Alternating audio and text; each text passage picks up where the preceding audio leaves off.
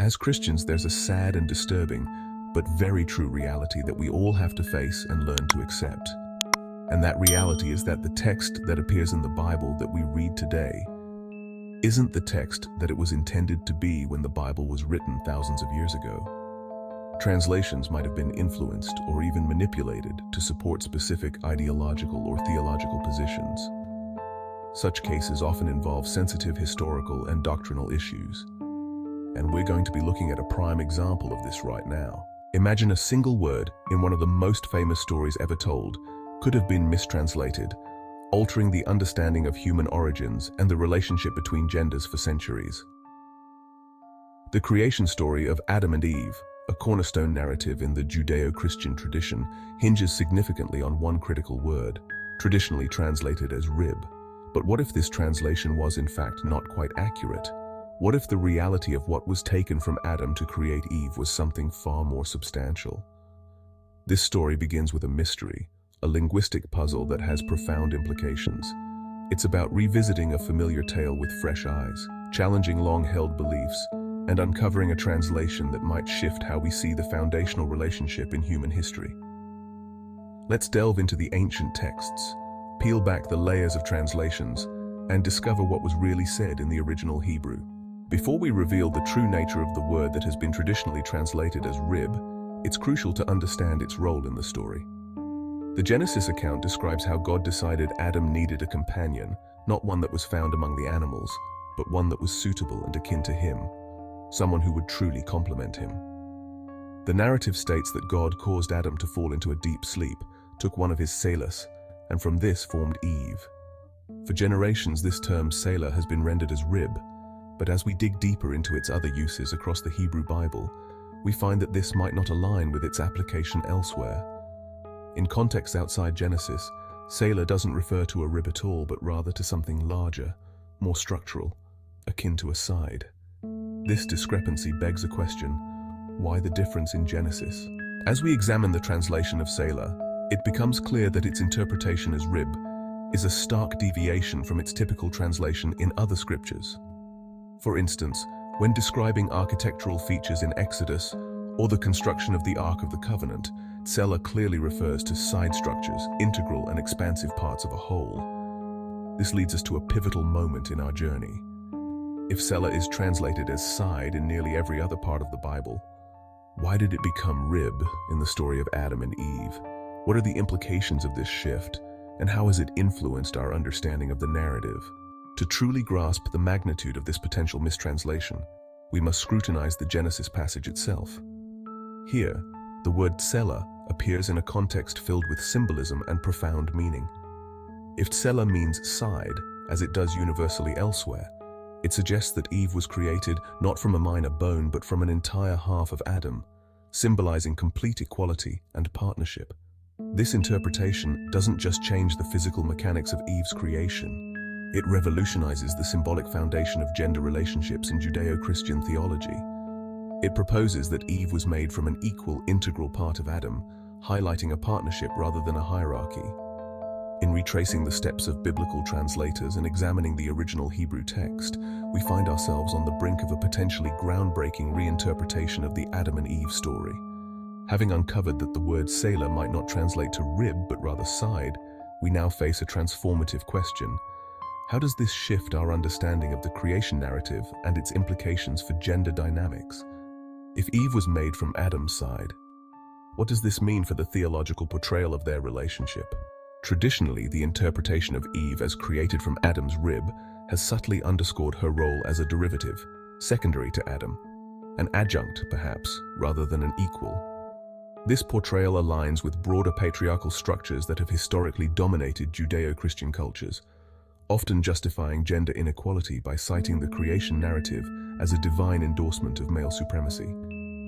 However, embracing side as the more accurate translation disrupts this narrative. It suggests that Eve was created as a literal other half of Adam, not from a subordinate part, but from an equal and substantial portion of his body. This interpretation promotes a view of Eve as inherently equal to Adam, fundamentally challenging traditional roles and offering a more balanced view of gender partnership. The symbolism of being created from the side is rich with implications. Unlike a rib, which is a small part of a body, a side represents a half, an essential equal. This not only speaks to physical parity, but also to emotional and spiritual unity. In many religious interpretations, the side from which Eve was created can be seen as symbolic of her role as a companion designed to stand by Adam's side, as an integral part of his life, and not merely a subordinate. This reinterpretation can be profoundly liberating, suggesting that the original divine intention was for gender equality and mutual dependence. The image of Eve being formed from Adam's side paints a picture of a couple facing the world together side by side, each as vital as the other. The implications of this mistranslation extend into religious education and doctrine. For centuries, teachings based on the rib narrative have influenced societal norms, marital relationships, and institutional gender policies. A shift toward the side interpretation demands a re-examination of these teachings. It challenges religious leaders and communities to rethink how they interpret these scriptures in light of a potential mistranslation that may have shaped deeply ingrained beliefs about gender roles. This new understanding of Tsela as side rather than rib also invites fresh theological debates. Scholars and theologians must grapple with questions about other potential mistranslations and misinterpretations within sacred texts. What other passages have been influenced by cultural biases that may need re-evaluation? How does this change our approach to theology and biblical scholarship? As we explore the history of the translation of Tsela from side to rib, it becomes apparent that this was not merely an isolated linguistic event, but a decision influenced by cultural, theological, and historical contexts. The translation of Tsela as rib can be traced back to some of the earliest translations of the Hebrew Bible, including the Septuagint and the Vulgate. The Septuagint, a Greek version of the Hebrew Scriptures, translated Tsela into Greek as pleura, typically meaning side, but interpreted in this context as rib. This choice was later mirrored by Jerome in the Latin Vulgate, which solidified rib in Christian doctrine and was influential in shaping Western theological thought. These translation choices were not made in a vacuum. They reflect the cultural and societal norms of the times, where patriarchal structures predominated. The decision to translate Tsela as rib may have been influenced by an inclination to reinforce gender roles that were already culturally established. Theological motivations. Early church fathers and theologians who commented on Genesis often emphasized Eve's derivative nature from Adam. The rib translation supported this view, aligning with broader theological arguments about the roles and status of women in society. In contrast to earlier interpretations, contemporary biblical scholars and linguists are re-evaluating translations of key biblical terms, including Tsela. Armed with a broader understanding of Hebrew and its use in other ancient texts, modern scholars advocate for a return to side as a more faithful representation of the original text. Linguistic analysis shows that in almost all other contexts within the Hebrew Bible, Tsela clearly refers to side. This consistency across texts suggests that the translation as rib in Genesis may be an anomaly, likely introduced by early translations and perpetuated by tradition. This topic has sparked extensive debate among theologians, historians, and linguists. While some argue for maintaining traditional translations for the sake of doctrinal continuity, others push for a revision to reflect a more accurate and egalitarian understanding of the creation narrative.